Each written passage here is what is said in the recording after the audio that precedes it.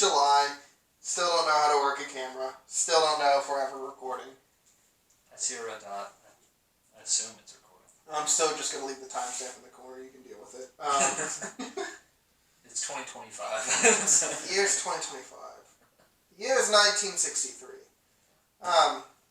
Just like there's Christmas in July, we now have hockey in July. And if you're wondering what this is, because every time we forget, except for today, we're fresh ice. We're never really that fresh. There is no ice in Texas. It's July. Yeah.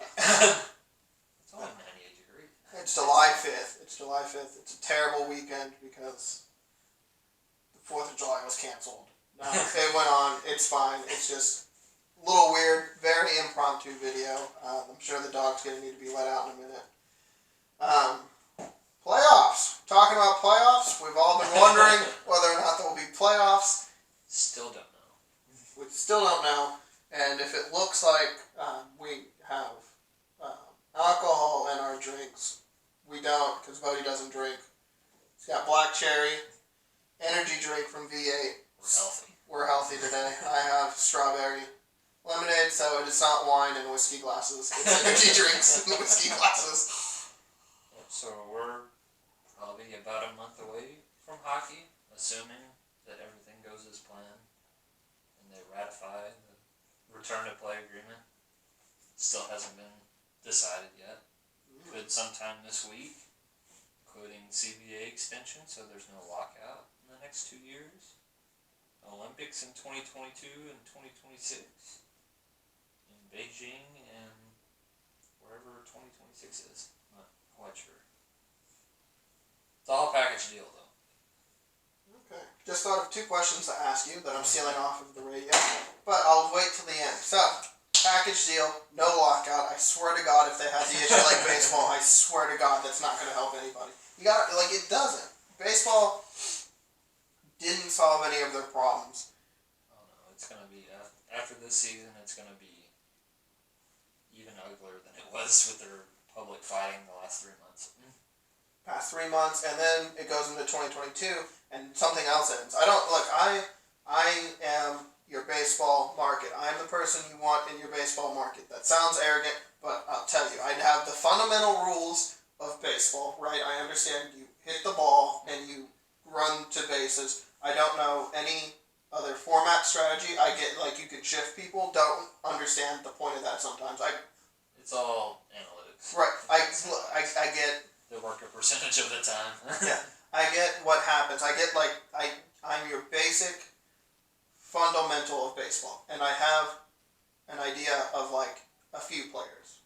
And I'm your casual goer, right? It's baseball season rolls around. I'll pay $10 to get into the park. I'll pay $15 for parking if you're lucky. Really, I pay $20 if you're lucky, right? And I go in, and if I have a day off and you're at home, I'll go.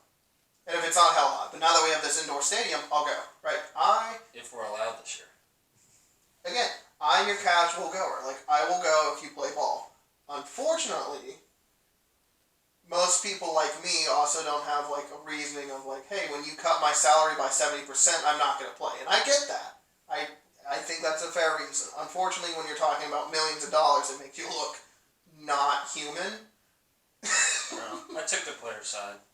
Like a bunch of people, the owners trying to cut more and more each time. I get it from the players. I mean, they're forced to play in the middle of a pandemic. They don't know if it's safe or not. So they're taking a risk by playing. They're taking huge pay cuts. And they want the owners to kind of back them up. But it's been a whole lot of fighting on both sides. And it's not going to be pretty come down the road whenever they have to come to another agreement. That's all I gotta say. But I'm your casual goer. If you play, I'll go, and everybody makes money that way. And so I think you gotta think about people like me, where you just gotta play sometimes, and it sucks both ends. But I lean more towards the players because the players have more power. But I get that you need the shield to do it, as in the league motto. But if you play, I'll go. Unfortunately, baseball doesn't have the privilege of my passion like hockey does. Because I just care that much more about it, and I tend to probably know just about 200 players. Probably. At least. I could list 200 players easily from hockey than I could like 10 players from baseball. I know the big guys from baseball. It's harder to like name those guys. It's like, oh, this is the second or third line guy. Like in hockey, it's like he's a difference maker on this team. Yeah. The marketing is way different for the two sports, though. It is so much harder for me. Like if you got pictures of like the 10 famous baseball people that you should know, and you not like of all time.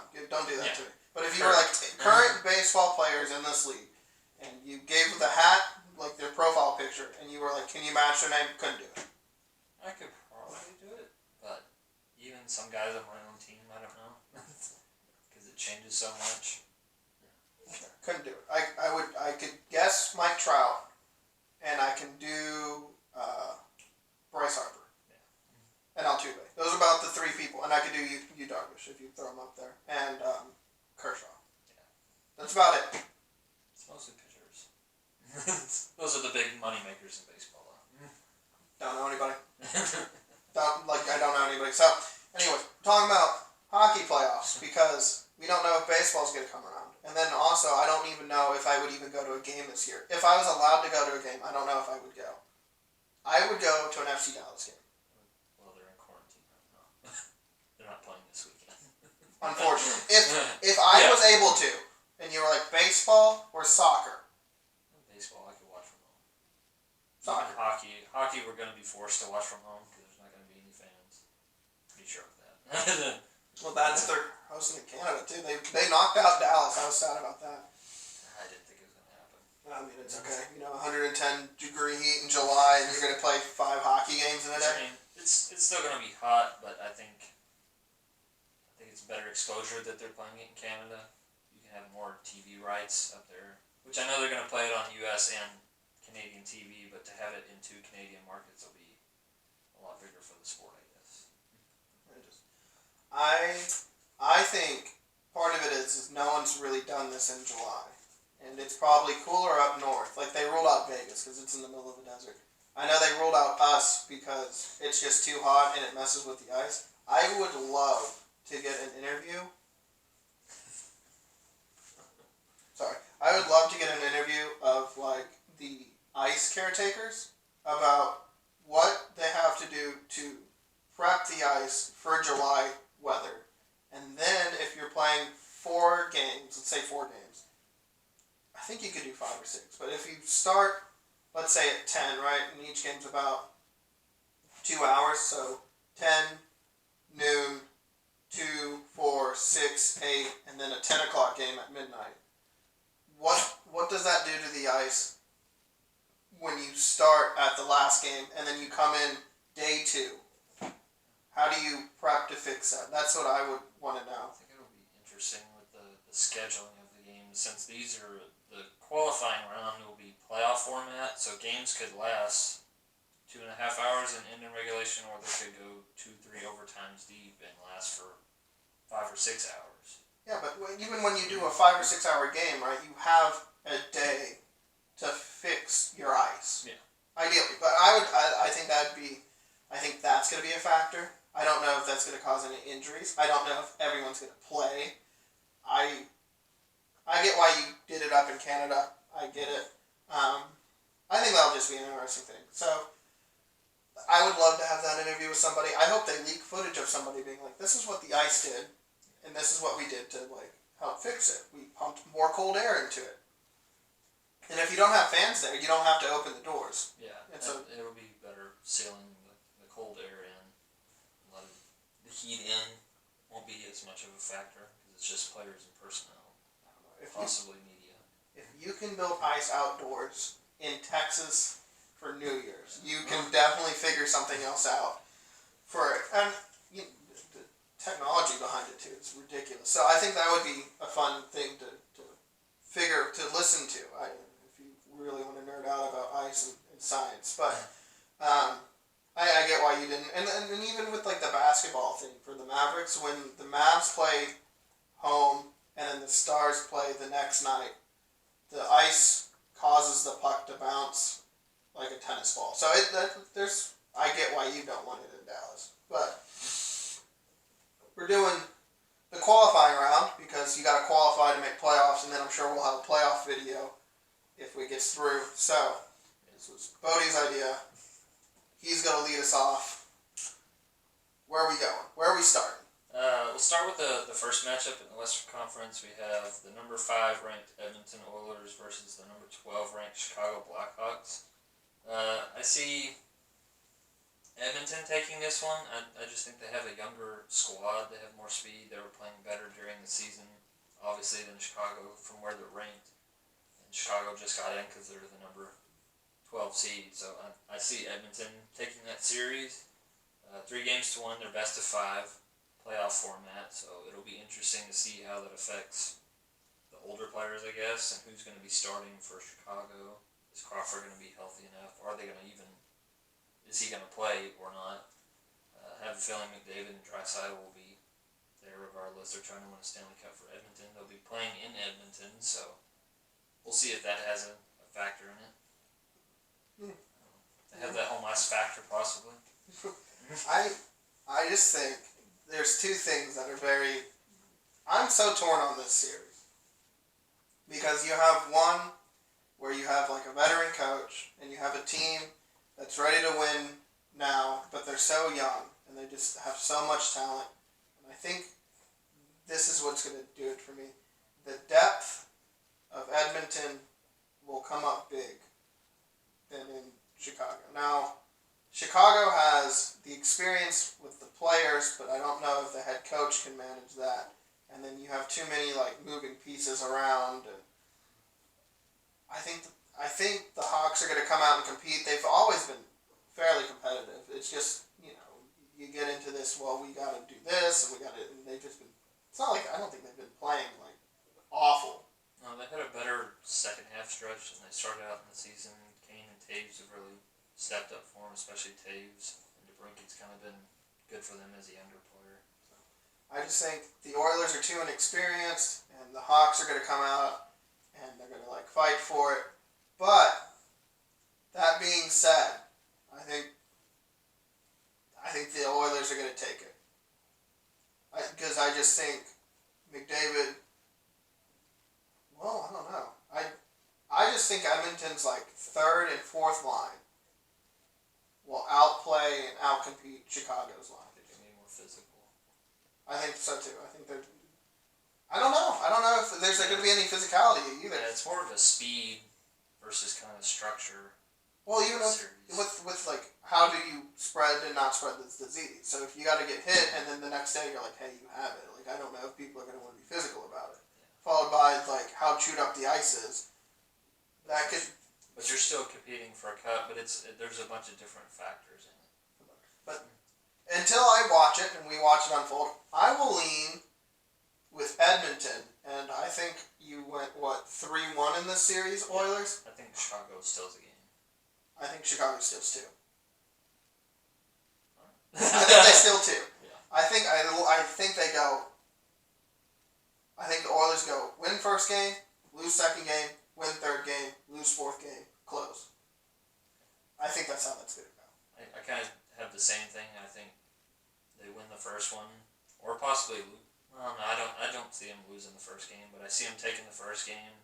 They come back, Chicago adjusts, and they get a win, but then Edmonton comes back and wins back-to-back games to close it out. Come on. Bam. Goes to 5. That one goes to 5. I'm leaning more at Edmonton. And I think it depends on the time start. I think that'd be another interesting thing. Like if you start, let's say if you start at 10 a.m., then you close at 10 p.m. I don't know how they're going to... Edmonton's used to those late start times. Chicago's kind of prime time most of the time, like 6 or 7 Central Time. Yeah. Edmonton's used to starting later. We'll see. But like I said, they'll be on their home ice, so but without fans, is that really an advantage? They kind of know how the boards play, but like you said, the ice could be different because they may not be starting. Most likely not going to be starting until that first week of August. So how the temperature is going to affect the ice will be different. Well, it's not going to be 110 with humidity. Because that's only a month away from when they usually start the preseason, so it won't be too much, but it'll be a little bit warmer. But you won't have the fans in and out of the building. It'll be interesting. All right, so we'll go to the next matchup. I'll lead us off on this one because I think we only disagree on the games. Yeah. We disagree on the games. Okay, so we got the number 6 Nashville versus the 11 seed Coyotes, which is just a very odd thing because at one point, I swear to God, Arizona was actually in playoffs and playing better than Nashville. And to me, and still to me, we were talking about this earlier, but still, the Rangers and the Coyotes are just a hodgepodge of players that don't seem like they belong together, but yet they're just there. And I think that could be the description of the Arizona franchises. We're a hodgepodge of mixture of like this weird culture. There's hockey, it's literally a desert, and we're there. We're just there. It's always have been there, right? They've always had a struggle with where they're going to play at, if they're going to be moved, different things like that. Yeah. They're just there. Yeah. And so everyone on the Coyotes roster to me is there. And I'm sure I do love Arizona's jerseys. I do love their fan base when they do make playoffs. The all whiteouts when I was younger was great. It's been a while. Yeah, but it's just there. Nashville seems to now have a culture, and it just looked like that took a while. They've become more of a hockey town than they were in years past, being an expansion team. Took a while, but Arizona off-ice issues have issues, and the roster itself is just like a weird thing. You got Taylor Hall, you got Phil Kessel now, you got, I think Oliver Ekman-Larsson's there for life, because you had a good leader in Shane Doan, so like they signed a long-term deal, so. And then you got Clayton Keller, you got Stroza, you got in Kemper, you got Darcy Kemper down there. John Emerson. It's just this weird mix of Chicago and like New York. Yeah, it's just a weird mixture of people that are just here in this weird area. A couple of superstars. Yeah, they got the power. But Nashville has been together for a while. They have that cohesiveness. They got Forsberg, they got Turris, they got Matt Duchene, they got Roman Josi, they got Ellis, they got Rinne, they got playoff experience. Now the only thing they did do is they fired Peter Laviolette because we said like 2 coaches were going to get fired in our last video. I did not see that one. And yeah, I didn't see that one coming. I thought Nashville was just having a down year, and I think Rinne kind of struggled that first half, but he's kind of picked it up the second half of the season. It's helped him get back into a playoff spot. That Winter Classic killed them. Yeah, that one was just kind of like they had a 2-0 lead. You have a 5-minute power play. You had a stranglehold on the game where you could have just put it away in the first period, basically, and they didn't. Yeah. So, but I don't want to say that was the nail in the coffin. It was kind of the way the season was going. Yeah. And I don't know what Nashville's, thing is. Tennessee, as a state, as a sports town, kind of has this weird thing going on. The Titans are up and coming. The college, the University of Tennessee hasn't been great. Like, it's been okay. It's been rocky. You got Alabama, Florida, Louisiana, or LSU. You got a bunch of competitors down there. So, like, as much fun as the atmosphere is in Tennessee to go walk around on game days on Saturday, absolute fun. But it's like a college town that has professional teams. Yeah. It's like a college town atmosphere. But to us, you got Nashville and then the University of, I can't remember where Tennessee is at. The University of Tennessee. It might be a little, I don't know. That's Florida. Jesus. Maps. But the 3 stars I think the 3 stars in their little logo represent the 3 cities, which is Memphis, Nashville, and couldn't tell you the third because I forgot. Memphis, Nashville. I don't know Tennessee well enough. I don't know. There's a third major city. They're all kind of like right on top of each other. I'm not looking at, I can't remember, but that's what I thought the 3 stars kind of represent to me is their 3 major cities. That's how I kind of remember it. And they kind of have anyways, they have a great fan culture for football when they're good. And the Titans are coming back with a weird mixture of competitiveness. So the Predators for hockey have created a great culture now where it's really, you got some great talent. Packed all the time. It's a tough building to play in. Yeah, I love it. I absolutely love it. And as a fan in general, to be like, you got a live band, the music's going. I'm not a big honky tonk person, but like, when they score, I text you. Yeah. I like it. I love it. I want some more of it. I'm all about I just it. hate to hear it whenever we play them 2 or 3 times in that building. Hey man, I hate when the Stars are playing, but we dominate in that building. Okay. I'm not saying nothing about that. Yeah, but We're not gonna be there anyway, so it doesn't matter. But again, so if I'm going, I'm looking at this thing and I'm thinking, all right, before the Quan, I thought the Yotes were playing better than the Preds. I thought the Preds were in this weird slump of a down year. They got a new coach in there. They're trying to get it back together. I think the Yotes take it. And I think they go 3-1. That's all I'm going to say on that, because I just feel Pekka's a little old. I don't know if they're going to come back and they're going to be ready. I don't know if their season's salvageable. Yeah. I don't know, man. I have a feeling, if Rene struggles early on, I think there's going to be a short lease, and they have Saros there, he's had a down year too, which has kind of been their tough spot. When Rene's had a down game and he's come in, he hasn't really stepped up and taken it for them, so they kind of struggled in that area so far this year. But I'd say the same. I'd take Arizona on this one. Kemper coming off I think he could have won Vezina either this year or last year if he hadn't gotten injured. He was having a good first half of the season that really, I think, hurt him last year whenever he went down. But I think Arizona is just a younger kind of squad than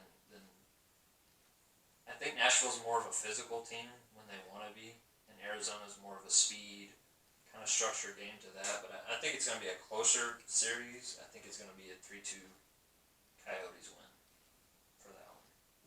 I think Nashville plays. They play a little dumb sometimes. Yeah. And what I mean by that is their defense gets so aggressive. Yeah, I think they jump up into play a lot. And it pinches them, and I know you would have to slow, this sounds so cliche, but you're the Stars are more of a stretch pass team now. And when they play us, they eliminate the stretch pass. Well, Arizona's going to have to figure out how to deal with that.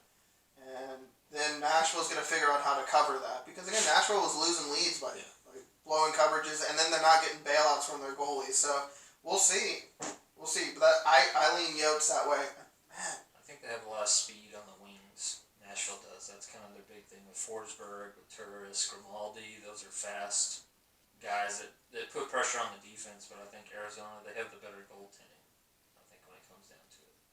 And they got a surprisingly good defensive core. Not that Nashville doesn't, but again, the hodgepodge. Top 4. Yeah. The hodgepodge of Arizona just, it works. Jalmerson, Larson, Demers, Goligoski. That's your make sure the camera's on. That's Always have to check. Yeah, that's your Then you got they got did they keep their young guy playing defense? Oh, they moved Murphy. Murphy went to Chicago. Yeah, he went to Chicago. Bad deal. Anyways, it's back and forth of those two teams. Yeah. But yeah, so I lean Yotes 3-1. You got him at what? 3-2. I think it's going to be a little bit. I think Rene and their goalies can steal a couple games if they want to. I think Nashville, their struggle this year was their power play. That could be another big issue for them. Oh, that's what pisses me off too. All right, look. Okay, when you're watching Nashville, and this goes back to when they had PK too. They would not put them in their off wing. You know what I'm saying? They put the right-handed guys on that right side, so all they could do is they couldn't one-time the puck. Yeah, they took two. And they had Subban, they had Yossi, and they had Ellis, and all of them kind of play. I think too. Yeah. At the time. Well, even when they run their 3 top kind of thing, they don't pepper them with one-timers, and I don't understand. You got plenty of people to do. That pisses me off. I need to fix that. That was not making sense to me. I don't understand why you couldn't be like, hey, in-game adjustment, flip.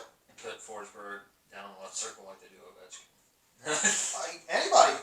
You could put Yossi down there, and you could put Forsberg making a play in the or corner. Subban down there, whenever they had him. Yeah. I don't know. That what makes no sense to me is how you can do that Because even if you just ran like kind of two at the point, and then you were like, I mean, they're physical enough and they go to the net. So I don't. Issues. Anyways, I think the Preds have a couple issues that they need to work out, and I think the Yotes are just so competitive. They want something to happen there so bad, and they're fighting for everything they got down there. And even if you did move them, I don't even know where they would go. I don't know. That's the issue. They have large deals. Terrible large They make deals. those mistakes. I think that's what they do with Subban. My mom took the big stance in Nashville 3-1, so Really? it's going there. She's gonna make us look stupid whenever they win this series 3-1. Oh, your mom's going 3-1 on a lot of stuff. Oh yeah. I didn't know she was in on this. Did take Vancouver though, which is our next series. Moving on, I think that's gonna be. Well, I wouldn't say one of the more exciting. I'm excited to watch Vancouver, not so much Minnesota. Do you watch them? I do watch Minnesota or Vancouver. We do not watch it. Well, be honest. When they're on, like, because most of the time they're on after every other game is over on like Sportsnet or something. They'll come on at 9 o'clock, and I'm like, they're usually playing like Minnesota or they're playing Calgary. They're playing somebody in that Western time. They'll play LA every now and then, and I think they just have a good young squad now. I wasn't a believer at the beginning of the year, but I've turned. I swear to God, I think I was telling you. No, I thought, yeah, well, we don't watch the Wild ever. Unless they play us. If it's like 2 games on, I think I watch the Wild, but man, some of those games are rough this year. Yeah. If it's like them in Nashville or somebody. Yeah, it has to be like divisional. Yeah. Even then, like if it's Minnesota, Chicago, I'm like, Vancouver. So you got, what do you use? we have number 7 Vancouver versus number 10 Minnesota. I took Vancouver 3-1. I think Minnesota could squeak out a game in this series, but as we talked about earlier, I could see them as one of the teams that could sweep, I guess. But I still think that Minnesota finds a way to win one in this series. Mm-hmm. I don't see a sweep. It could happen, but I have a feeling that Minnesota can find a way, because their offense sometimes is back and forth. They either have none or they can have spurts of rapid offense at times. I don't know, man. I'm letting you know, man. Look, I'm gonna say the Wild are in this also in a weird spot. They've been in a weird spot for the past couple of years, where it's like you're getting older, and you're not having the players, and you're injured. So maybe they come back, and your 3 main guys that have always been your core play. Parise's there. The defenseman Spurgeon. No, it's Koivu. Yeah, Koivu and Parise. Got rid of Holla. There's one more older guy. Not Stahl, not Zuccarello. Suter. If those big 3 show up and play, and Dubnyk plays lights out, I would be very surprised. But what you were forgetting before the quarantine was happening, before the beginning of the year. I did watch like their first game of the season, Vancouver, when they played Montreal. And I think Vancouver lost, but I was like, I watched only the 3rd period, and I was like, I don't know how Vancouver lost that game. And I said the Hughes, the defenseman Hughes, could be, if they play all 82, would be my pick. Yeah. And Pedersen's really good if he's healthy. What you forget is they got a guy on Tyler Toffoli. They traded for him. They've been making moves, and they've been getting bigger people. I think they got Beagle, they got Roussel, they got Toffoli. They're getting bigger on the back end, so your front guys, like Besser, Have some protection. Besser, Pedersen, missing another young guy. Couldn't tell you. Sorry. Not off my... Louis Erickson. No, it'll come back. He's pretty young. They're like a 1-2. If your new young core in Vancouver, that is so exciting. I'm so excited about them. If I can remember the dude's name. Because one of them went to the All-Star game, that's Besser, right? Yeah. Horvat, yeah. Yeah, Horvat's my favorite Vancouver Canuck. At some point. Yeah, I'm sorry I forgot your name, Horvat. No, it's Horvat, Pedersen, and Besser. and then you got Hughes on the back end, and then they were working on bulking up kind of their defensemen, is what they were working on. And then they bring in Tyler Toffoli, then they bring in, I think they have Jeff Carter on their team. They have a couple of the former LA Kings that they've been trading with, and then they have another good defenseman. I think, and I said they're still lacking some pieces of their puzzle, but they're getting it together.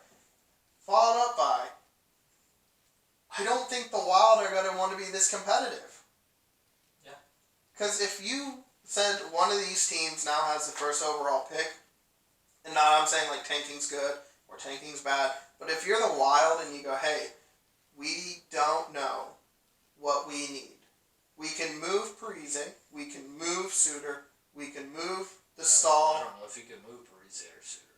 Their contracts are too big. Their caps. Right. Which, I mean, they're getting towards the end of those deals. They're like, what, 9-10-year deals? Something like that. And you moved Holla, and you said we need a new young guy that we could put in and work with. First overall pick. You telling me you don't want to take a chance of getting swept with throwing the rest of your year away? I mean, it was crap. It was. They weren't, to be as high as they are, which number 10 is not, they're kind of a bubble team all year long. They weren't really ever in, they were around the picture, but not, I think a bunch of people with the moves they made during the summer didn't see them as a playoff team. And then you signed Zuccarello for 8 years. So you have, this would make your squad. Questionable deals. To older players. And it's fine. They're not really getting younger, so this might be a start where they dump off pieces in the summer. Summer. Summer could be the fall this year. In August, the 1 month of summer is August. But that's where I'm at. Minnesota's like in this weird state of we have too many older players with bigger contracts that aren't producing, and we're not super competitive the way we think we should be. And you got a new GM, so like I think moves are gonna come. But Vancouver's like, we've been rebuilding. We want to be competitive. We're getting healthy. We're getting younger. And honest to God, Toffoli was a rental deal, but if he stays in Vancouver, I think he signed. That was part of the deal whenever they made the trade. I think he signed a 7-year deal or 6-year deal to stay with Vancouver. or promised that, or Yeah. I don't. Whenever the off season is. So I don't know, but if he's 9 on your list here, and you're moving people, Like he's young. yeah, So I mean, he's right in the beginning of his prime of his career.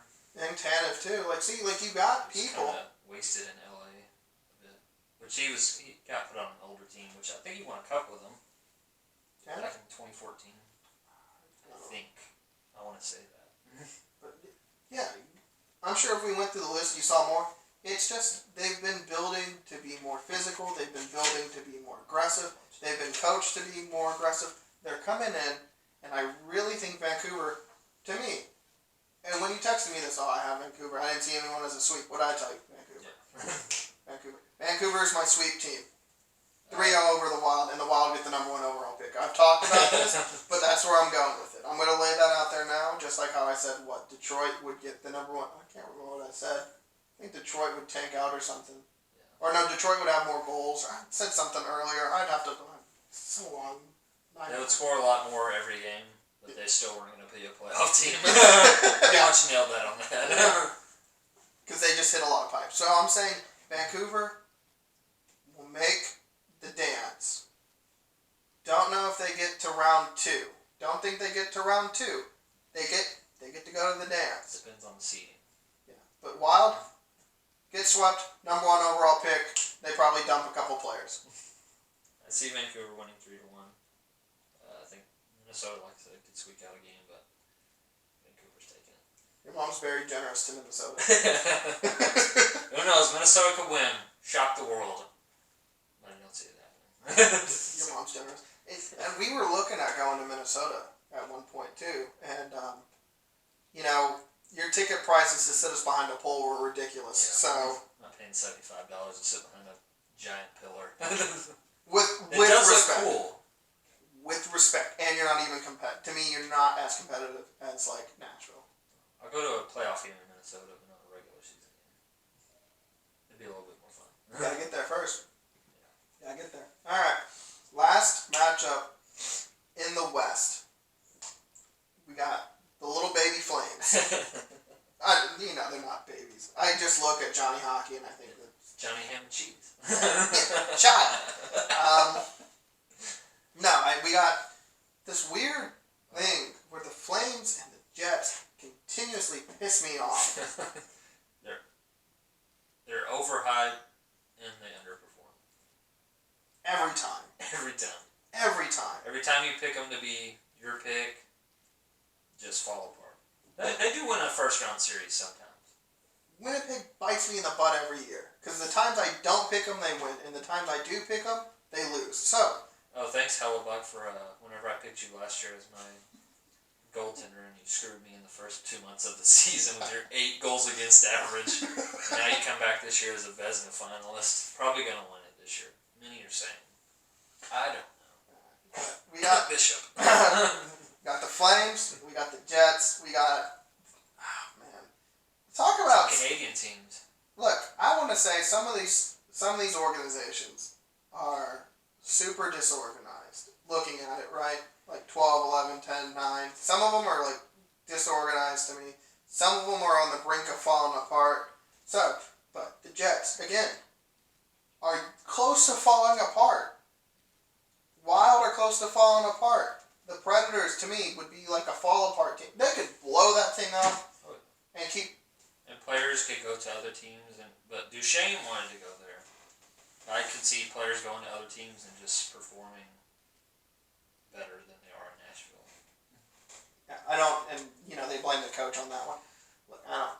In Philadelphia, every year, we're gonna fall apart. We're gonna get together. We're gonna fall apart. Dude, it's just an interesting thing to be. I really believe in these guys with the bubble. Every year's gonna be a little bit different. You got your core. Jets, never know, man. I never know. Yeah. And part of that's like you play in the Central and you never know. And then the other part is you literally almost fell apart this year.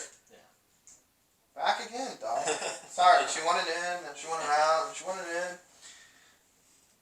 Calgary has a younger team. They have good talent. It's just they don't, I don't know, seem to perform well when they get to the playoffs. Flat. They seem like they're always a playoff team. They're always top 3.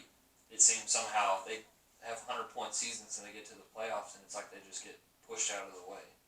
They're not used to the physicality. Yeah. Colorado took it to them. You remember that? Colorado, they played Anaheim. Anaheim just ran through them. Dude, Anaheim. And Anaheim wasn't even that great of a team. They had like 11 days off though. Anaheim had 11 days off and we're having no contact practices. Yeah. They were ready to nail people. It's like, yeah. And they kept Goudreau on the bench for the entire third period. Yeah, because he was going to get knocked out. Colorado, that was a series I was like, the way I watched Colorado all season long, I was like, there's no way the Flames are beating Colorado's speed. And then they did. Drive through them. They did for the first half of that series, and then Colorado was like, you know what, guys, be physical. The rule book is thinned out. That's what kills me with the Flames, and that's what confuses me with the Jets, because I don't know what Jets team is going to show up to the playoffs. One year they were physical, the next year half the roster was injured, the year after that they literally no-showed and got swept. Sure, they just which everyone got pushed around by the Blues, but they just kind of would fall apart late against the Blues. They would compete the whole game and lose it in the last 5 minutes of the third period. And then sorry, the producer walked in. And then sometimes the Jets, not only just fall apart, but just discipline-wise. Parade to the box. All they're doing. Penalties. Yeah.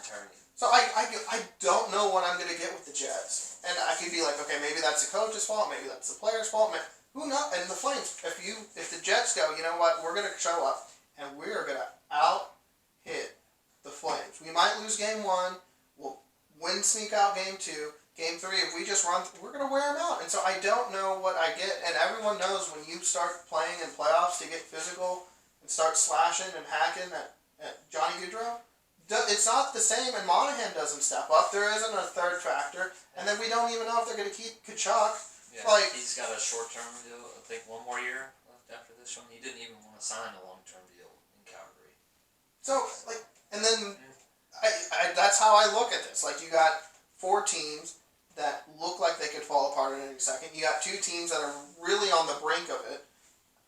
And then you got, again, the mixture of just Arizona's just there. Yeah. And that's how I look at it. And Chicago moves too many pieces. But if we're talking about this series, which is what we should be talking about, instead of like my entire list, I'm going off on a detour. If I'm looking at the Flames, like you said, are a little bit younger. I don't know if they're as physical. I think they probably have more talent. They could take a book out of Kachuk's game and play like that, but I don't think that they have the size for that. I don't think they have the style for it. That's the thing. Yeah. I don't think they're built for playoff style. They're not really. I don't know if they really have a structure to their game at all. They also come from behind all of the time. That's Yeah. like their game They're plan. a third period team. It's such a weird, risky game. And again, you don't. We can just get into the third down by 1. We'll be all right. It's such a weird thing, and the Jets are Jekyll and Hyde. And I think it could be a good goalie matchup though. Riddick has his spurts. Hellebuck's had a good season for the Jets. They were creeping up on Dallas whenever it got towards the end of before the break. Yeah. And again, we're still in that mind frame of March. we're going into this like we're in the last stretch. It's playoffs all around. So Every game is a must win. this is such a hard matchup for me because I don't know. On either team, what's going to show up. Yeah, what you're going to get. Because the Flames could show up and the Jets could not even attend. And then Line could go off. because the Jets have continuously let me down, and the Flames... Which is why I pick Winnipeg. As soon as you don't pick them. Okay, well, I went with the Flames, and I don't even know this. I see a 5-game series, but I was like Flames 3-2. I almost went 3-1. I'll be honest, I almost went 3-1. But I don't know what I'm going to get with the Jets. It's a giant question. I'll lean with Flames. Honest to God, it could be a 7-6 game in the 5th game. Or it could be a clean sweep by one of these teams. It's such a mess. But I lean Winnipeg because of Hellebuck. That's about the only reason. I hope Line shows up for playoffs. I mean, they made conference finals a couple years ago against Anaheim. That could have been 2-3 years ago. So banged up, man. But it just, like you said, it all depends on who shows up. But I picked a 5-game series too, but I'll take Winnipeg. What'd your mom have? Your mom seems to be Calgary really 3-1. Your mom was Your so pick. pissed. Oh, my God.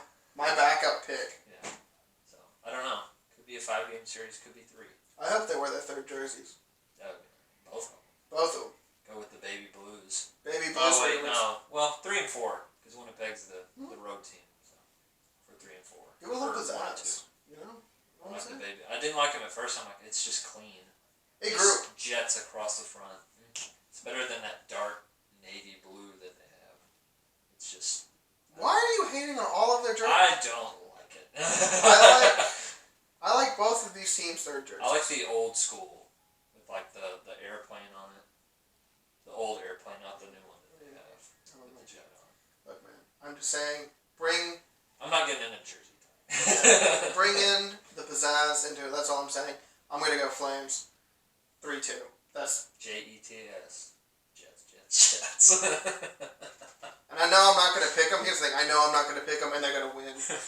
And then they're gonna get into playoffs and get eliminated in the 1st round, and they're just gonna piss me off. They'll probably have to play Edmonton or somebody. And then I think they're gonna fire their coach, and I think, like, I don't know what they're gonna sign. Like, we'll go through some free agents, I guess, but who? Really, Winnipeg? Like, what are you doing? You break my heart all the time. It pisses me off. It makes me sad. If someone would be like, wow, that's like an emotion of a fan. No, I just hate watching. You have this. Expectations go down the drain. Yeah. It makes me so. Because it's like what LA did when they won those 3 cups. They had big physical teams. And then you look at Winnipeg and you're like, we got the same factors. We think we can score. Break my heart. Not like I would want you to win because I want Dallas to win. But like if I look at that and I go, hey, I think we really got a chance of like good success here. If you wanted to put like $1 million on it, I'd be like, yeah, that seems on paper, that seems like a good idea. And then you get there and it's like, wow, that is crap. For years. They have penalty problems too. Winnipeg. Yeah, and that's the other thing. You were pissing away games. With penalties, you're like, we had the 3rd period locked up and then we decided to fight. And I'm like, that's a loss. lost. You're winning. Just shut it down. Just discipline, man. I've been saying that for years with Winnipeg. Sometimes they are so undisciplined. Same with Nashville. Sometimes they are so undisciplined they piss away games. Philadelphia was like that for a while too. I was like, you have so much talent. I don't understand. All right. Go to the East. Enough of the Jets. You guys piss me off. Maybe, honest to God, last thing. Maybe it's just the name Jets. Because the New York Jets suck at managing too. So. It runs in the family. Just awful. Rename your team. Go back to Atlanta. Be the Thrashers. Be the Moose. I don't care. Be something I always else. liked Winnipeg Thrashers. I think that could have been good. The Winnipeg Moose. You be something else. Don't be Jets. If you, I never gonna name team Hashtag Jets. don't be Jets. Be astronauts. I don't care. I don't just anything. All right, going on to the East. More heated than I wanted to be on that. I think the East has the best matchups. You think the East? I think it has has potential for some upsets. I'm not gonna lie to you. The last two matchups on here, absolute crap. Ah, come on. Maybe Columbus of last year would have been a good matchup for Toronto. But this year's Columbus, I think, is a bit different. You're telling me you don't want to watch the Jets Flames? You don't want to watch Vancouver? You don't want to watch the Preds Yotes, and you don't want to watch the Oilers and the Hawks? I do, but I think the East has so much potential for goalies stealing series, like they've been talking about. Yeah, but I think the West is going to outscore. This is my thing. I love when Chicago loses. Who doesn't? Okay? With respect. It's like what everyone says about Toronto. Everyone loves when the Leafs lose. I don't. They break my heart. I'd love to see them win, but everyone in the NHL are like, oh, everyone's on the Leafs today. Everyone's on the Leafs side today. Everyone loves to see them lose. We even predicted the fall of the Leafs. Oh. All they gotta do is avoid. They gotta get into the playoffs first off and avoid Boston. It's so unfortunate they run into the monster. If some lower seeds could win, then they'll avoid Boston. As long as either Florida, New York, or Montreal win, they'll avoid Boston. But seeing how it never happens. I think that's the biggest hurdle. Is once you can get over Boston, you should be okay. And I still don't know if they can. That's a big That's a tall order. I mean, Boston is... They're not a bad team. Yeah, they're the best team in the league. But going back to, I think they had the best matchups. BS, okay? Pittsburgh, Montreal. That's not going to be a good one. And you're telling me Preds Yotes, that's 1 for 1. Dude, I look at it, I look at the West and I go, I can watch 3 out of 4 of these games and be like, I'm super excited. I'll watch Vancouver in the Wild, but you think I'm like super excited to watch some Wild hockey? Okay? I think Nashville, Arizona is going to be the most, even though it's 2 non-traditional teams, I think it'll be the best matchup out of the West. And then you got a Canadian matchup? Calgary, Winnipeg. I'll give you credit. The best matchup probably belongs to the East with Pittsburgh and Montreal. But after that, it's just kind of like a...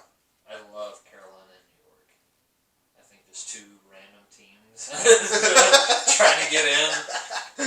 High, potent offense. Yeah. I don't know. It'd be better if it was in their home arenas with fans, obviously, but I don't know. Anyways. It'll be different.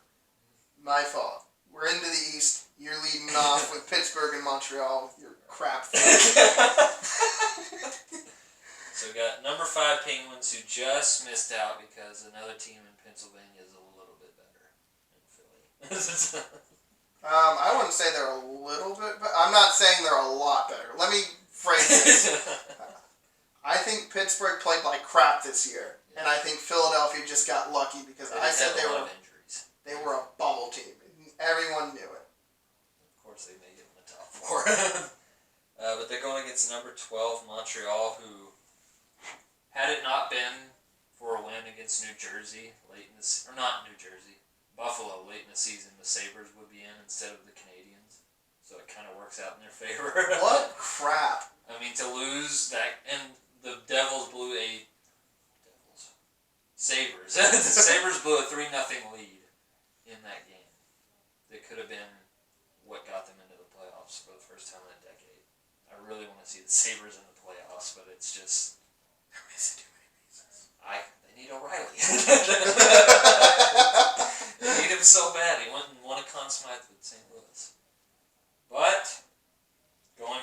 Pittsburgh, Montreal. I see Malkin did great this year. I think stepping up with Crosby out for that, what was it, month or two towards the middle of the season with his core surgery. Crosby came back and, as always, performs. Never performs when coming back from injury. Sorry, the dog's barking. Murray's kind of been a question this season for them. I don't think he's had a consistent year for him. I've said that years ago. I mean, he won a Stanley Cup. You on the back of Fleury. One off of Fleury, and then you come in here, and everyone's going to find your weakness, and it's whether or not you can play 82 games. Not only can you play 82, but can you get into the 16? Yeah. It's been tough for him this year. He's been pulled a lot. Malkin has been their best player by far. I wish they still had Kessel. They got Galchenyuk. They got a weird mix. They can't figure out. Pittsburgh is literally just a better Chicago. As we handle our cap space better. When you have the best player in the league, it kind of helps. Taze is... And Malkin, that 1-2 punch is kind of... And when you put Getzel up there, it's... Yeah, but you went Toez Kane on 1-2. I'm saying Chicago... Pittsburgh's GM is better at managing their cap than Chicago. Crosby signed a more friendly deal than Taves and Kane did. Those having both the identical deals kind of hurt them a lot. Yeah. At, what, $12 million a season? Something, it was massive. It's rough. I'm all for players making their money that way, but if you, you got 3 rings. Deal with the repercussions.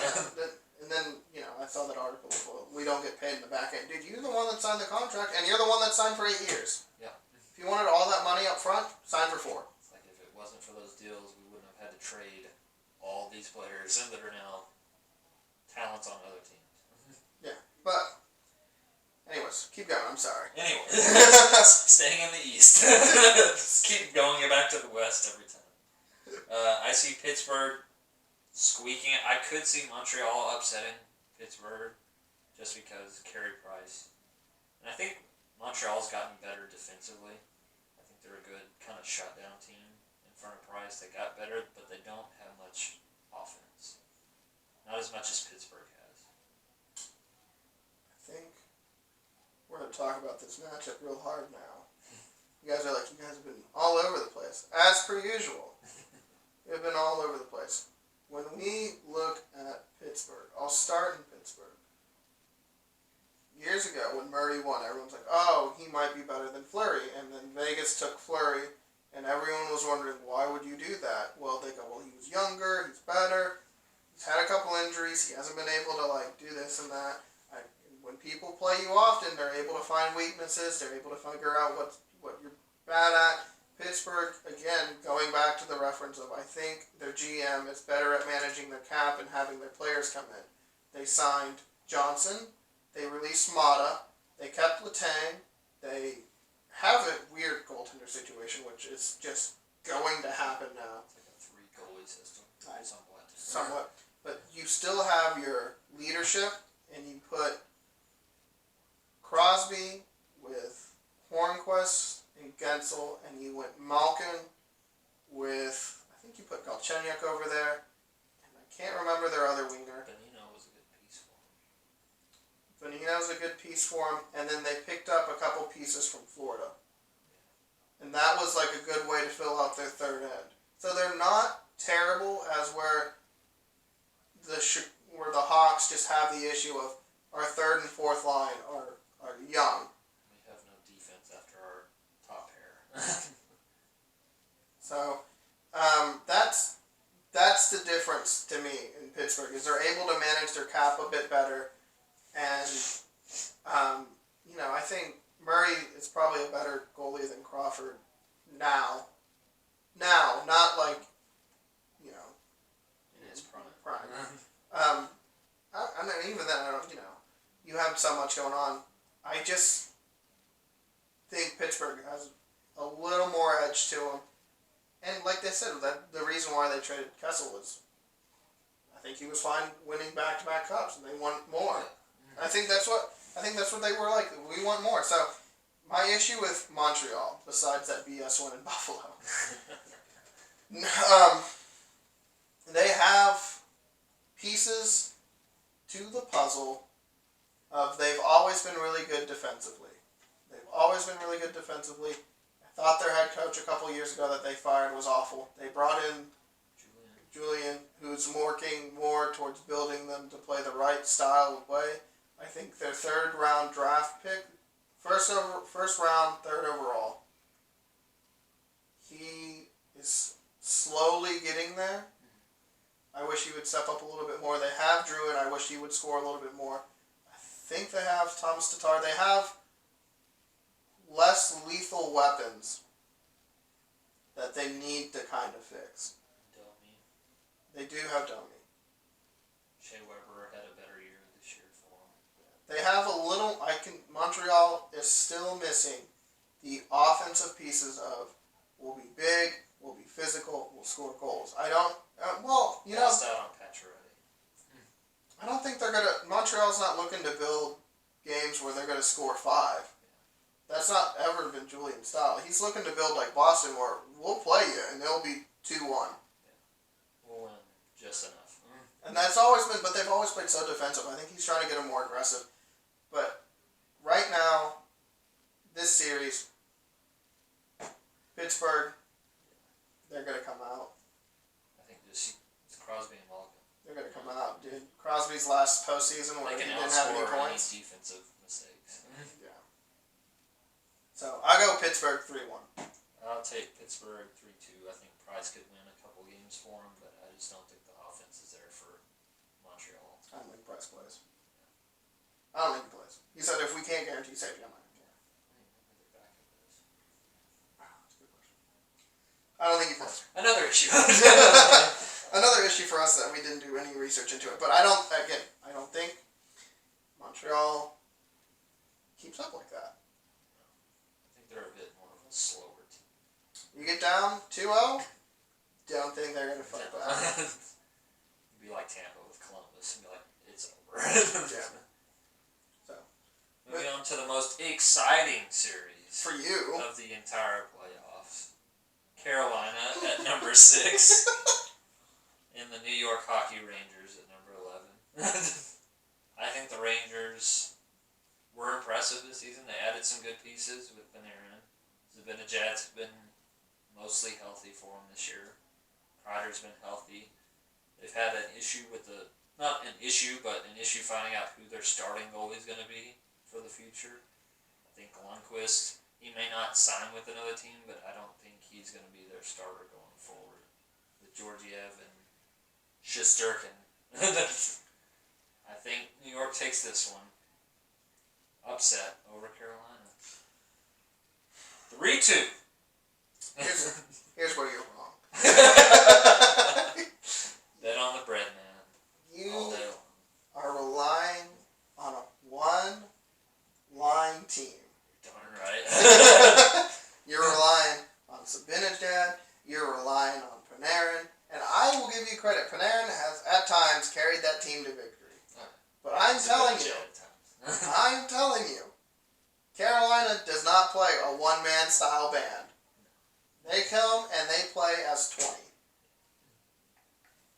And they're gonna take it to them. They're gonna take it to the Rangers because the Rangers cannot handle Aho. They can't handle the other Teravainen. I don't think they're going to be able to handle. I'm blanking on that other guy's name. Oh my god, what's his name? I'm so bad. They got Stahl. They brought back Williams. Their other leading goal scorer. He's young. It's not Sebastian Aho. It's Go to the rosters. Because they've got a lot of pieces, too, that they got from Chicago. They got from Chicago. They got from Calgary. Let's go Carolina. It'll be like, oh, yeah. I'm going to feel so stupid. Svechnikov, the Russian. Not schedule. I don't want schedule. There is no schedule. But they've got Aho, they've got Teravainen, they've got Svechnikov with his ridiculous moves. They got Stahl. They got Williams, who comes in clutch. When you're playing 5 games, that's now a 7. Martinook, Niederreiter, Dzingel is a good piece they picked up from San Jose. Trocheck from Florida. They've got good pieces. I'm not saying they don't have good pieces. And you're like, Panarin. I'm betting on Panarin and Zibanejad. I'm thinking you're baking up a bagel there. So I'm gonna and Peter Mrazek over who's starting in net for who? Not that Lundqvist is. Look, I think Gorgiev is going to be their starter. I'm sure he will, but is he going to start in this series? Because if so, he's going to have a tough task. And the Rangers are like, well, we can bail water for you with our amazing defense. That's why we're 11th in this thing. But they've got the offense.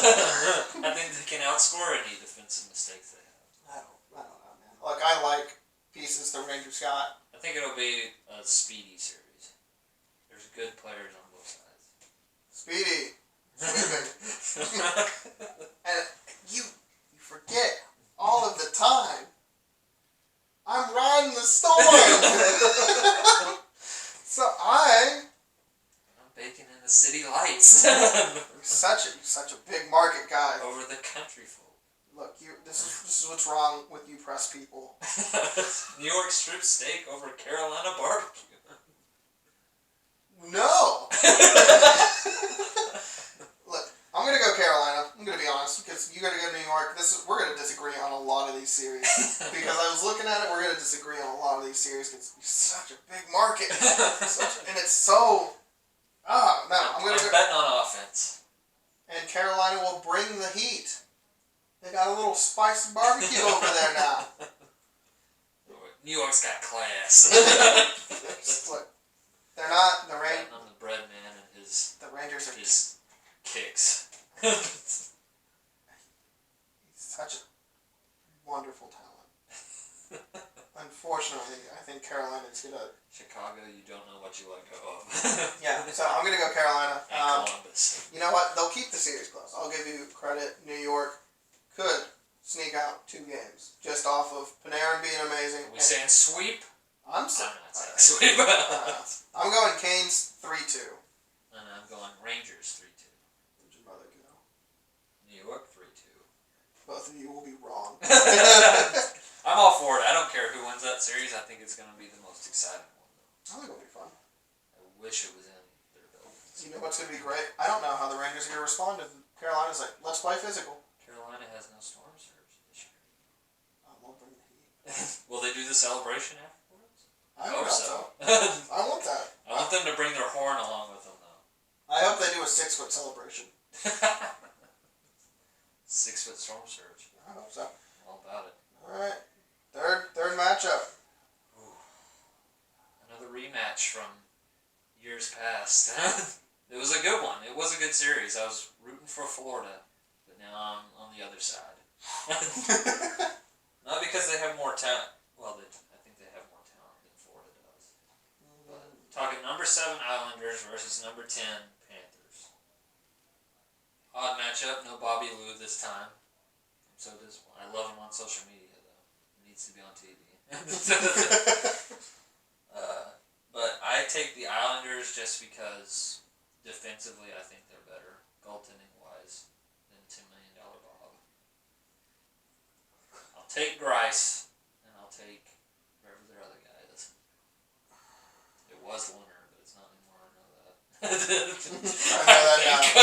I know that now. We learned that in the fall. Let's see, Islanders. I can't remember who's on your team anymore. I know Barzell. Letty. Lad. Brock Nelson. Anders Lee. J.G. Pajot. But I think they're goaltending. Eberle. I forgot they got Eberle. And Clutterbuck. So they're a little bit more physical. Which he's pretty much, that's all he does. I'm going to go. Again, we're not going to agree. Leo Komarov. Matt Martin. They brought him and Clutterbuck back. So they got those guys. Minnesota, what are you doing? Boychuk, Andy Green, Thomas Hickey, Nick Leddy. defense is kind of, but I think they're goaltending Grice and Varlamov. I think they take down Florida. Florida has a lot of talent though. Pull up Florida's roster. Up front. Pull up Florida's roster. Pull it. Pull them up because I want you to look at what you're missing here. I'm not saying they don't have talent. I just think defensively they'll be better. I don't know. What's the difference between 7 and 10? Noel Chari, Alexander Barkov, Evgeny Dadonov, Eric Holla, Hoffman, Huberdeau, Sevier, Vinny Vetrano, I don't know his first name. Vetrano. It's Vinny now. Ekblad, Matheson, Strawman, Yandel, Uyghur, Bobrovsky, and nobody behind him. I'm going to go wild bet here. Even though the Islanders sound promising, and the Islanders are coached well, I'm still going to go Florida. I'm going to go Florida. You know, everyone needs a Cinderella story. Everyone needs a wild horse. Arizona to me isn't that wild over Nashville. Florida's my wild horse. Florida is my Cinderella. I don't know if they'll fit the shoe, but if the shoe fits, they'll wear it. And that's so Ridiculous stupid. nonsense. That's so stupid. Yeah, I'm gonna go Florida, and I don't think it'll be like a great blowout. I mean, if the Islanders take it, I can see the Islanders sweeping. But if Florida wins, I think it's 3-2. Cats. Cats and the Rats. Cats and the Rats. Oh, if only. But I will take the Islanders in 4. Taking them winning this one 3-1. That's what you really got. I think the Islanders could allow one to slip. Or Bobrovsky steals one. Or he could shut them out and sweep them. I don't know. He never plays well in playoffs It either. just depends on who shows up in front of him. I think their offense is good. I think they could put more of a test than other teams could against the Islanders. They got a lot of speed. They're used to not playing in front of fans. Yeah, it'll be weird. All right, final matchup. Number 8 Toronto versus number 9 Columbus. It'll be interesting. I don't know how you find this interesting. It will be. I wish it was Columbus of last year. Maybe that's why I'm putting so much prestige on it. Like, I wish it was Panarin and all them from last year, and Duchesne and Bob. They gutted their team, bro. But they were a bubble team all year long, along with Toronto. Toronto kind of had a good start and then fell off. I don't think I had Columbus making playoffs this year. No. I didn't have them even being like close. Yeah. They lost so many big pieces. And here you are, being like, yeah, my Jackets, the Jackets. I don't know. I picked Toronto by a slight edge. Because it depends on. I know Matthews will show up. I know Marner will show up. Tavares will show up. Tavares will show up. Nylander was kind of better the second half of the season. Tyson Berry was good for him this year. They finally let him play the way he does offensively. But they lost some good pieces with Kadri. Who else did they lose defensively? I don't think you lost anything with Kadri. I think you gained. When we play Boston, you won't take a penalty this year. Yeah. Again. It's like, oh great, we don't have to kill off a 5-minute major now. Again. And lose a forward for the last 3 games of the series. Again. But I think Toronto, they're kind of in that place again where I don't know who's going to show up or not. They're usually good enough to win a series in the playoffs. Columbus will be a good step for them. Columbus isn't a step. Columbus is just like an oopsie daisy. We need to fill out something here. It's like, we're in. Just try and win 3 games. I'm not saying the Leafs had a great year this year. I don't understand. They have so much pressure, so maybe I'm just missing. I think right now, most people in Toronto are like, yeah, Matthews doesn't do that. I think you're not appreciating your team. Sounds arrogant. Maybe you are appreciating it. I'm just saying, this year has definitely been a down year, but as a whole, when you have Matthews stepped up. yeah, as a collection of it, it's like we have so much talent that you can't afford to miss. This is I can't afford to miss. You have too many weapons against this team in Columbus who has no name. They have Seth Jones. Seth Jones. They have Anderson. They have a couple. Yeah. Not a lot, and they lost Cam Atkinson because he's in Colorado. Columbus has lost too many pieces. It's dire rough. And I think that's what kills the Leafs sometimes, is that they have so much pressure that they just blow it. It's like, oh, we should be beating this team, and then when we get down in a game, it's like, why aren't we winning this game? And then they're so explosive, too. That's the other thing. They're so explosive. It makes no sense that you can be that good and have that much pressure and then be that bad. You gotta figure out how to handle that pressure. It'll be a good one. That'll be good. I'll enjoy it, but I got the Leafs going 3-1. I have 3-2. A little bit of a close. It could be a sweep. I don't know. It just depends on which Leafs team shows up, whether they give a game away or two. They could. I don't know. We'll see. I think their power play could kill Columbus. I think if they get on it. Their power play could kill anybody if they do it right. It's like, just give it to Matthews. But, and I mean, like, the Leafs have so much more defensemen that can jump up into the play than I think the Jackets have. It's not that the Jackets are just a terrible, terrible team. I would rather have the Jackets face Pittsburgh and give them a living hell from a couple of years ago than Montreal, and then I'd rather have the Leafs and Montreal play each other, and that would be two of the better matchups. Pittsburgh and the Islanders. That'd be a good one again. Yeah, there's a couple good ones that could happen, but Leafs. They're just too much. Be a season or not? Yeah. And will it finish if it does start? So you went. We're just gonna recap this real quick with the chances they start. You were at 85%. and chances they finish. 60%. All right, and I was I at. say it's pretty. If they start, I think they're gonna try as hard as they can to finish. But if there's such a massive outbreak that they can't guarantee everyone's safety, it's gonna be shut it down. And the chances they start for me were 60. The chances they finish were 30. Highballing it was 40. Your third question. I think what would be tough is if they had to shut down, would they even have the thought of trying to start it back up again? No. The playoffs to award the Stanley Cup. No. I think it'd be too difficult. I think it just dealing with the pressures of trying to start next season would end it. Yeah, that would be I think if you didn't have to deal with next season starting so late, it wouldn't be as much of an issue. But I think that's a big issue for them because they're hoping whenever the season does start next year that fans are back and they can recoup a lot of lost money from this year. You don't even know what's going to happen in the colder months because it said like it dies off in the heat. So when you get back in December, you start like you pack You 10,000 have flu people season combined with this because it's most likely not going to be gone until sometime next year. So They may not have fans at the start of next season. And what was your third question? Chances they start.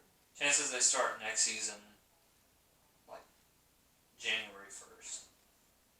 Chances they start January 1st. I think it's. If they cancel it and they figure it out, 80. If they kind of run off this schedule, 70 to 75. I think if there's an outbreak and they have to cut it short, then we could have a November start maybe, early December, if they don't finish out the playoffs. But if they do finish out the playoffs, I'd say January 1st is pretty quick of a start for next season. I think players would be ready. With having such a short off season after this season ends. But I think we got through all of the teams without that cutting off. I think it was the last bit of it that cut off, and that's okay, and that's fine. To recap, for me, in the West, with the matchups, out of the Oilers and Hawks, I went Oilers 3-2, Preds, Yotes, I went Yotes 3-1. Vancouver, clean sweep over the Wild, and I went 3-2 with the Flames, but I have serious doubts about both of those teams, so that's a shot in the dark. And then in my East, I went Pittsburgh 3-1, Carolina 3-2, Islanders. I lied, Islanders and Panthers. I went Panthers 3-2 over the Islanders. And the Leafs are too good to not win 3-1 or 3-0. They just have to win the series. and move on. I would be happy with that. I'm sure people would be like, that's terrible, but Anything less than that is you fall out of this? unacceptable. Yeah, unacceptable. Like, you can lose 2 games and I'd be okay, but you cannot lose and miss the playoffs. I said Edmonton 3-1 over Chicago. Arizona with the upset 3-2 over Nashville. Vancouver, I'm not going to go sweep. It could happen. I'd say that's the most likely sweep out of any of these series. Except for maybe, I think Pittsburgh, Montreal, even though I think the 3-2 could be a closer one. Or a further one. Pittsburgh just bringing the offense. But take Vancouver 3-1 over Minnesota. Winnipeg, that series could go either way, but I see a 5-game series with Winnipeg coming out on top 3-2. Pittsburgh over Montreal 3-2. I think their offense is just going to be too much for Montreal. They're healthy again. Crosby's back. Getzel's back after being gone for 6 months of the season. That's been a good part of the pandemic, if there is any good part to it, is that most teams that had big players that were injured are getting them back after having 3 months off.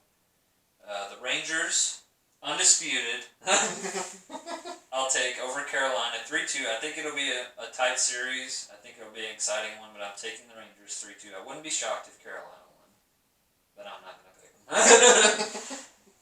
New York Islanders, I'll take them. I could see that as another potential sweep, as 3-0 over Florida, but I'll take 3-1. Bob is going to steal a game for him. Could steal the series. I'm paying him $10 million. I would hope he'd have at least 1 or 2 shutouts in that series. We'll see. They've got good offense up top, too. I'll give you that. No, just 1. 1 shutout. Just 1 shutout. In 5 games? Yeah. That's pretty good. We'll I think the Islanders could shut them out, too. It'll be a tough series, I think, but I'm taking the Islanders 3-1 over Florida. Toronto, for the love of God, if you love your city, you will beat Columbus. But I think it's going to be tied 3-2. Yeah, that's it. That's what we got. And then, I don't know. Come on, Canes. Get a new phrase. Jets get a new name. Canes get a new phrase. I think the Canes are there. They don't have to come on anymore. They got the talent. Storm Surge, baby. It's just whether the Surge is ready. It's the Surge versus the pandemic. They are the Storm. So, I'm about it. We'll see. So, we didn't even mention the other 8 teams that are in already. you gotta get there first. You gotta get there. We gotta see your matchups. Yeah, that's the different thing too with this year's playoffs is it's by seeding instead of just by divisional matchups. So each round it'll be reseeded. Oh, the classic way, huh? Yeah, the old school. Old school classic way, the way we grew up on it. The way it should be. I don't know, I like the divisional matchups, but it sucks because once you get to the second round, it's basically the 2 teams that should be in the conference finals. Like I say, should be the conference finals. Well, they should. Dallas and St. Louis, that should have been a conference final matchup. I think Dallas could have beat anybody in the second round if it wasn't for St. Louis. I think they beat St. Louis if the ref would have made that call. Blatantly. I'm sorry you tackled him. That's why Zuccarello left. Yeah, someone's like, get over that. No, I'm sorry. Like, and Ben's wraparound. Not to mention that slew foot in the Stanley Cup Finals. You're welcome. I don't know. I get it gets chippy. I'm just saying. Rules are rules! Okay. Never mind. Alright. So, we're moving on. So, hopefully this year's playoffs, I think there will be a different level of intensity. Yeah. As in, there's danger. Actual danger. And it's quiet. There's no crowd to fuel a team. When they're sucking, you're going to hear from the coach. You're going to have to pay to bleep out. I don't know. I would pay to just have real-time audio. I feel like you'd have to go to like a certain channel to be like, yeah. That's fine. Put it on the NHL network. I feel like you'd have to run like... Because the NBA had talked about that, about delaying playing the games on TV. Like they'll play them live, but the games on TV will be delayed. So they could censor the games. I feel like you're going to do that. Yeah. I feel like it could happen. You could do that by like 30 seconds. Yeah. And you could have... That'd be better than trying to tape it and then play it hours later like they did the Miracle game. Because technology is so... You got editors that are on top of stuff. So. I don't know if you mic them.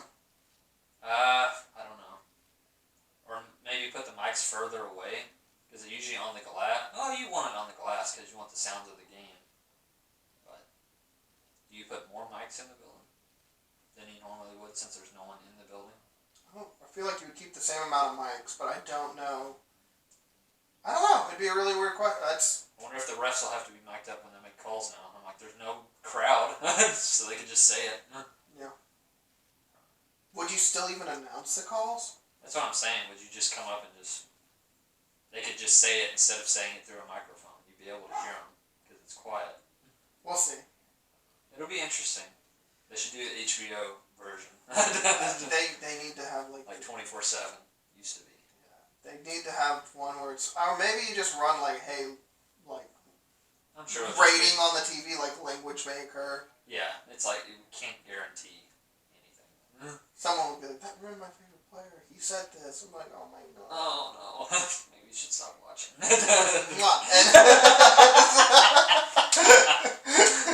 Never be offended by anything again. It's hot over there. Okay, well, don't go over there. Okay. Yeah. Yeah. So maybe you do that. I feel like we'll see. It'll be fun if it happens.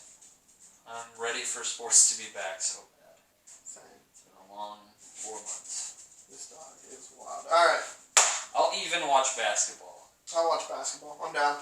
Have I told you how excited I am about basketball? That you're gonna get a healthy LeBron James into the playoffs with a healthy Anthony Davis, like, Made for TV. Now football, like, celebrate in the swimming pool on a hot summer day watching basketball. That'll be good, it'll be good. And I think Disney's gonna buy the NBA rights. But they do have a regular season before the playoffs for them. They play like 8 games. Yeah, they gotta finish it out so they can seed it, because their seeding's different than ours. Yeah, theirs is by games like baseball is. I think they have Games points. back. Games back and points, right? Or do they not have points? Just games back. Yeah, they have So this something. team is 7 games back, so you'd have to win 3 or 4 games, and that team would have to lose 3 or 4 games. It's weird. Yeah. Okay. Well, they got to finish that out. They're stupid. Ours makes sense, dude. Get point system. Get a point system. Rank everybody, and then. I think we should go. Different topic for another time. I think we should go to the 3-point system, like the Olympics. 3 points for regulation win. Carolina won that like 2 years ago. I thought that was 2 points dumb. for overtime win. Dumb. Yeah. Dumb. 0 points for. They did that so Carolina could be in the playoffs. And I was like, that was stupid. Just win your games. But now they've gone to regulation wins. Now overtime wins don't even mean. For what? They're like the 3rd tiebreaker. Now it goes by regulation wins, and then it's regulation plus overtime wins. That's fine. So like overtime doesn't count as much anymore. It's just a weird Like stat. it should be. They're trying to rush through it. I don't know. It's too much. Whatever. You're being all technical. Whatever. 3 point. We'll talk about 3 points in the off season. Yeah. When we get an off season. If there is one. We could be. We're in the off season. This is weird off season. November. We'll talk about it in November. Yeah. When we have an off season. Yeah. That's it. What else you got? That's it, man. That's it. Playoffs. Playoffs. Not playoffs. Qualifying run. I'm sorry. Qualifying We're run. talking practice. Practiced again. Yeah. So. That'll be fun. That's us. We did it. We made another The video. freshest ice.